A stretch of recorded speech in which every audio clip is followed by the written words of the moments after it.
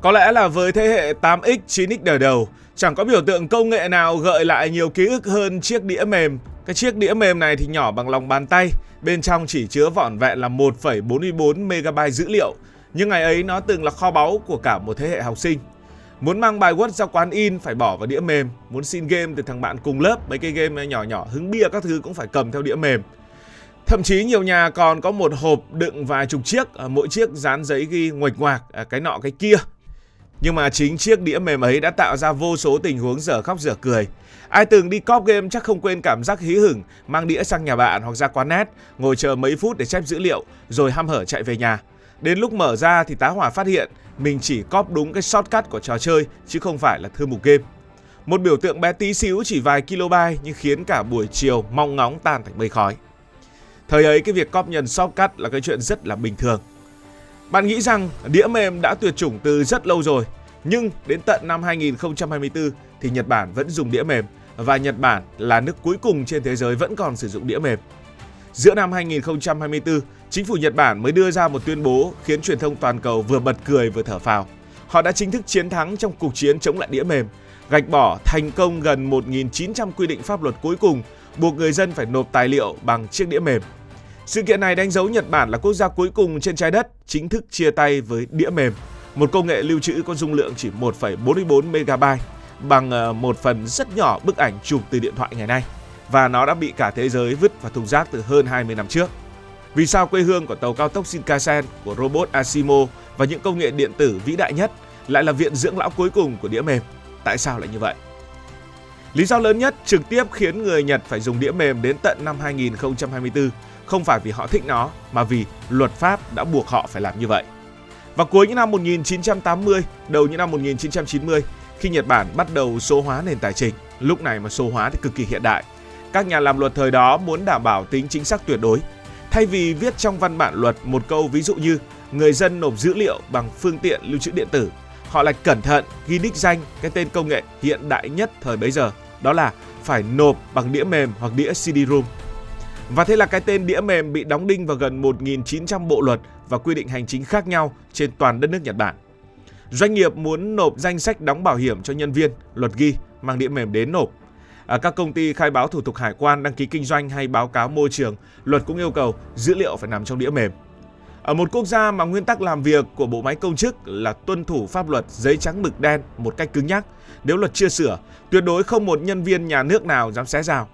Hãy mang một chiếc USB cả chục ghi hay cả trăm ghi xịn sò, hay gửi một email đính kèm file đến cơ quan thuế. Có thể họ sẽ cúi gập người xin lỗi và từ chối nhận vì làm thế là sai luật. Vòng lặp vô hình này buộc hàng vạn doanh nghiệp Nhật Bản phải lay lắt đi tìm đĩa mềm để nộp cho chính quyền suốt mấy chục năm trời. Cái thứ hai đó là người Nhật có một triết lý quản trị rủi ro cực đoan, an toàn là trên hết. Trong mắt các thế hệ lãnh đạo lớn tuổi tại các ngân hàng hay là các cơ quan thành phố, Internet và đám mây là những thứ vô hình, đầy dễ hacker và rủi ro rò rỉ dữ liệu. Ngược lại, chiếc đĩa mềm bé nhỏ lại mang đến một cảm giác an toàn tuyệt đối về mặt vật lý. Và đã làm như thế bao nhiêu năm rồi, cứ thế mà làm. Đầu tiên là nó miễn nhiễm với hacker. Đĩa mềm thì làm gì có kết nối mạng, cho dù tiên tặc có giỏi đến mức nào, chúng cũng không thể ngồi ở nước ngoài mà hack vào một chiếc đĩa nhựa đang nằm ngoan ngoãn trong két sắt của một văn phòng tại Tokyo. Rồi là cái điểm yếu của nó hình như lại trở thành một điểm mạnh. Một chiếc USB bằng ngón tay ngày nay có thể chứa toàn bộ danh sách hàng triệu khách hàng của một ngân hàng. Kẻ gian chỉ việc bỏ túi mang đi là xong. Nhưng với dung lượng chỉ 1,44 MB của đĩa mềm, nếu một nhân viên xấu muốn ăn cắp dữ liệu tương tự, anh ta sẽ phải thuê một chiếc xe tải để chở hàng vạn cái đĩa mềm ra khỏi công ty. Và văn hóa doanh nghiệp Nhật Bản, giống như việc dùng máy phách hay là con dấu Hanko, rất trọng những thứ cầm nắm được. Việc cầm một chiếc đĩa, dán giấy ghi chú lên vỏ nhựa, trao tận tay cho đối tác rồi khóa lại trong tủ, mang đến sự an tâm tuyệt đối mà các dữ liệu bay lơ lửng trên đám mây không bao giờ làm được. Hơn thế nữa, lại có một lời nguyền, đặc biệt là lời nguyền của các thứ liên quan đến công nghệ thông tin hay là điện tử máy móc, đó là cái gì đang làm tốt thì tốt nhất đừng có đụng vào nó. Đó chính là một nghịch lý trong giới công nghệ. Ở quốc gia nào số hóa càng sớm, quốc gia đó càng khó thay đổi. Vào những năm 1980, khi Việt Nam và nhiều nước khác còn đang chép bằng sổ giấy, Nhật Bản đã chi hàng tỷ đô để xây dựng hệ thống máy tính trung tâm khổng lồ cho chính phủ và ngân hàng. Và tất nhiên, các hệ thống đó được thiết kế để nạp dữ liệu bằng đĩa mềm. Rắc rối ở chỗ, những hệ thống do các tập đoàn Nhật như là Fujitsu, NEC hay là Hitachi làm ra hồi đó lại quá tốt và quá bền. Chúng chạy êm ru, cực kỳ ổn định và gần như không bao giờ sập trong suốt 30-40 năm. Và thế là khi thế giới chuyển sang Internet đám mây, các nhà quản lý Nhật Bản phải đối mặt với một bài toán hóc búa. Nếu đập bỏ hệ thống cũ để xây hệ thống đám mây mới, họ sẽ tốn hàng trăm triệu đô la Mỹ. Quan trọng hơn là rủi ro, nếu hệ thống mới bị lỗi, sập mạng, khiến hàng triệu người dân không rút được tiền trợ cấp hay lương hưu.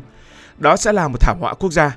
Ở Nhật, làm sai dẫn đến hậu quả đồng nghĩa với việc các vị lãnh đạo phải lên truyền hình cúi đầu xin lỗi và từ chức.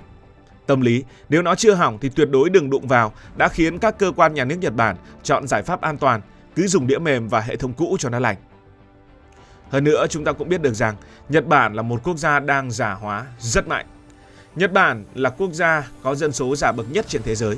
Tại các cơ quan chính quyền địa phương hay trong ban lãnh đạo các công ty lớn, những người nắm quyền quyết định thường nằm ở độ 50, 60, thậm chí 70. Đối với thế hệ này, công nghệ những năm 1990 là vùng an toàn của họ.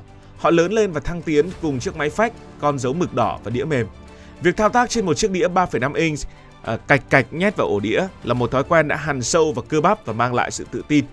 Trong khi đó, các khái niệm mới như là chia sẻ quyền truy cập, xác thực hai lớp hay là đăng nhập sinh trắc học trên các cổng dịch vụ công trực tuyến khiến nhiều người lớn tuổi cảm thấy bối rối, phiền toái và khó kiểm soát.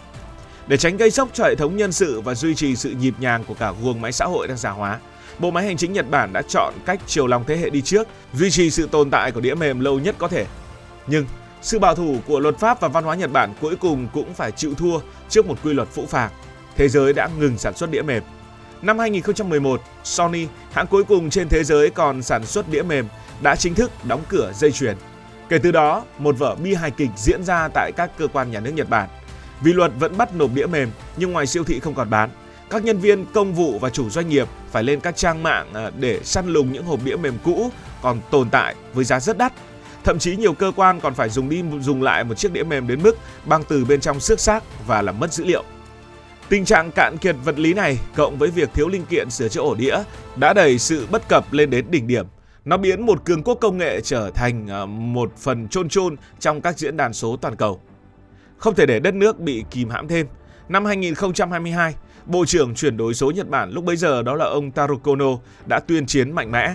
Ông gọi đây là cuộc chiến thanh trừng đĩa mềm, máy phách và con dấu, thành lập một ủy ban đặc biệt để rà soát hàng vạn trang tài liệu, tìm bằng được từng chữ đĩa mềm trong các bộ luật để sửa đổi.